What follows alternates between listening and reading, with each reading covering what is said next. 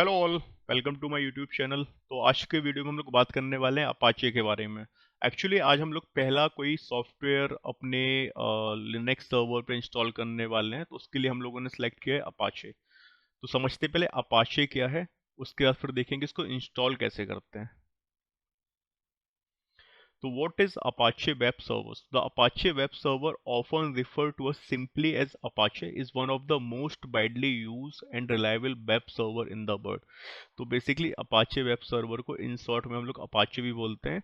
और ये बेसिकली एक ओपन सोर्स वेब सर्वर है। वेब सर्वर बेसिकली क्या होता है? वेब सर्वर बेसिकली एक सॉफ्टवेयर या हार्डवेयर होता है जो हमारे कंटेंट को सर्व करता है ओवर द इंटरनेट।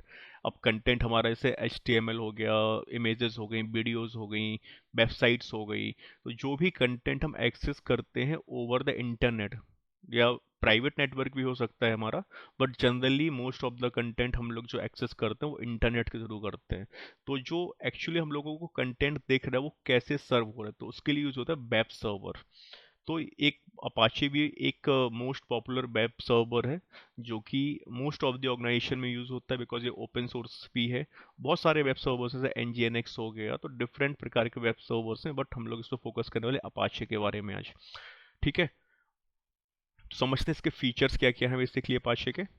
तो पहला इसका पर्पस क्या हो गया कि कोई भी वेबसाइट्स हम लोगों ने बनाई, उसको उसको एक्सेस कैसे करेंगे, तो उसके लिए हम लोग वेब सर्वर्स का यूज़ करते हैं। तो यहाँ पे अपाचे हो गया जो सर्व करता है HTML पेजेस हो गए, CSS हो गया, जावास्क्रिप्ट हो गए, इमेजेस हो गए, वीडियोस हो गए। तो ये सारी चीज़ें जो इंटरनेट के ऊपर सर्व करती हैं उसके लिए हम लोग अपाचे यूज़ करते हैं। तो ये पर्पस हो गया अपाचे का बेसिकली।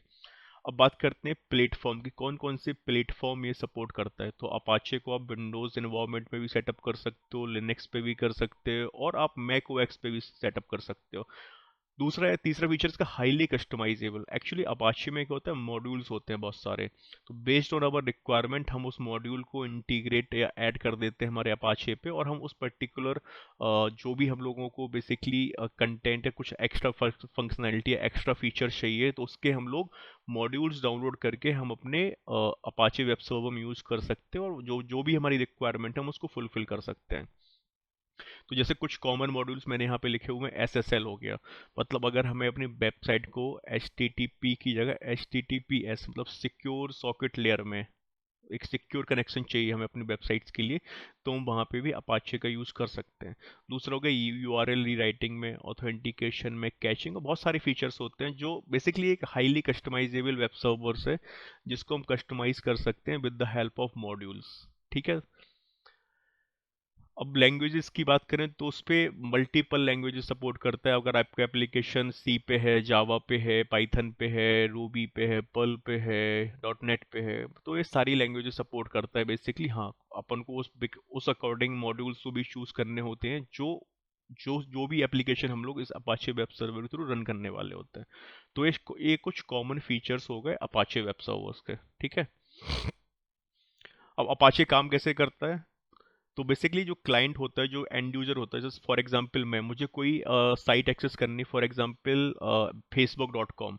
तो मैं क्या करूँगा, अपने क्रोम ब्राउजर से अपने मोबाइल पे ऐप के थ्रू या फिर ब्राउजर के थ्रू एक रिक्वेस्ट रेज करूँगा कि हाँ www.facebook.com।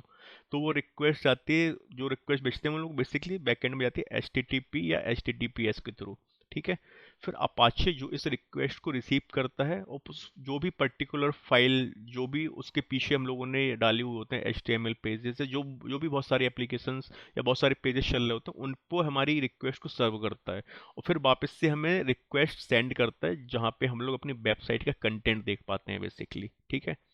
तो यहाँ पे एक जैसे एग्जाम्पल दिया है, if you type http://example.com in a browser, Apache receive the request and fetch the files, जो भी रिक्वायर्ड होंगे उस एप्लीकेशन को रन करने में, एंड उसको डिलीवर कर देगा ब्राउजर के थ्रू हमारे स्क्रीन पे। तो ऐसे बेसिकली वेब सर्वर्स काम करता है ओवर द इंटरनेट।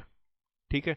अब देखते हैं इसको इंस्टॉल कैसे करते हैं। तो इसको इंस्टॉलेशन बहुत ही सिंपल है, आपको सिर्फ ये दो कमांड्स का यूज़ करना है। फिर यहाँ पे बेसिकली हम लोग इसकी सर्विसेज को स्टार्ट कर रहे हैं, और यहाँ पे हम लोग इसको इनेबल कर रहे हैं कि भाई जब भी हमारा सिस्टम या सर्वर रीबूट हो तो हमें मैनुअली जाके सर्विस को रीस्टार्ट ना करना पड़े, तो इसलिए हम लोग यहाँ पे इसको बूट लेवल पे भी इनेबल करने वाले हैं। ठीक है। तो चलिए मैं अपने लिनक्स के कंसोल पे चलता हूँ। तो हमारे पास एक वर्चुअल मशीन है और जिस पे हम लोग इंस्टॉल करने वाले हैं अपाचे वेब सर्वर को। तो अगर मैं अपने अज्योर पे जाऊंगा तो यहाँ पे एक वर्चुअल मशीन है मेरे पास, आई थिंक है मेरे पास एक। हाँ ठीक है, BM1 है, तो इस पे हम लोग अपाचे वेब सर्वर इंस्टॉल करेंगे। तो अभी हम लोग क्या कोई एप्लीकेशन डिप्लॉयमेंट किया नहीं है, तो हम लोग डिफ़ॉल्ट पेज देखेंगे।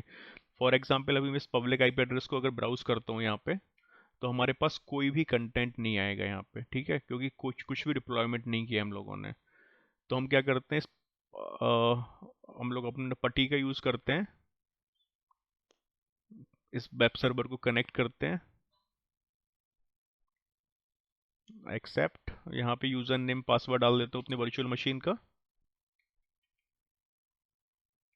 ठीक है, इसको थोड़ा सा बड़ा कर लेते हैं। तो देखो जैसे अभी हम लोगों ने यहाँ पे सर्च किया, कुछ कोई भी कंटेंट नहीं आया है, इसको मैं क्लोज कर देता हूँ। अब हम लोग क्या करते हैं, पहला कमांड क्या है, बेसिकली यूज है जो हमारा पैकेज मैनेजर है इस मशीन पे, उसको हम लोग अपडेट कर रहे हैं। कोई लेटेस्ट अपडेट है, कोई लेटेस्ट चेंजेस आए हैं तो वो फैच कर लेगा। ठीक है, सबसे पहले हम लोग इसको अपडेट करते हैं। एक गुड प्रैक्टिस है कि हमेशा जब आप कोई भी सॉफ्टवेयर इंस्टॉल करें तो उसके पहले आप लोग अपने पैकेज मैनेजर को अपडेट कर लें। तो उससे बेसिकली क्या होता है, कुछ भी लेटेस्ट जो भी चेंजेस हुए होते हैं तो वो आपके सिस्टम पे जाके मर्ज हो जाते हैं। सूडो ऐप अपडेट, तो आप देख सकते हो इतने सारे पैकेजेस ये डाउनलोड्स कर रहा है बेसिकली, और फिर इसको इंस्टॉल कर रहा है। तो टोटल 31 MB के इसने बहुत सारे डिफरेंट डिफरेंट पैकेजेस इसने फैच किया और अपडेट कर रहा है। ठीक है, तो ये अपडेट हो गया कंप्लीट। अब इसको क्लियर कर देते हैं। तो पहला कमांड जो है हमारा वो क्या सीधा sudo apt install apache 2 hyphen by.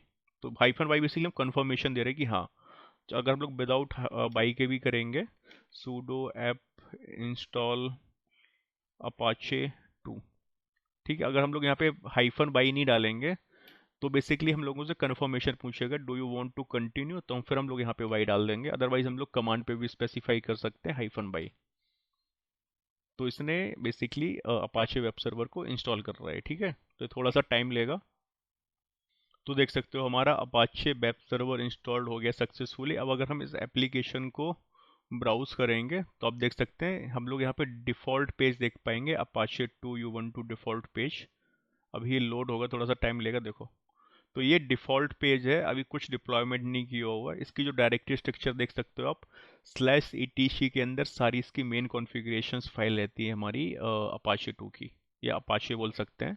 ठीक है, अब इस दो कमांड से बेसिकली इंस्टॉल हो गया। सेकेंड ये कमांड जो हम लोग यूज़ करने वाले हैं, इससे बेसिकली हम लोग अपाचे को एज अ सर्विस स्टार्ट करने वाले हैं। तो इसको रन कर देते हैं। जैसे विंडोज़ में सर्विसेज होती हैं वैसी सेम कॉन्सेप्ट यहाँ पे भी है। और अगर हम इसको रन कर देंगे तो फिर जब भी हम अपनी वर्चुअल मशीन को रीबूट करेंगे तो ऑटोमेटिक हमारा अपाचे अप एंड रनिंग रहेगा। Invalid name Apache 2 system D, okay.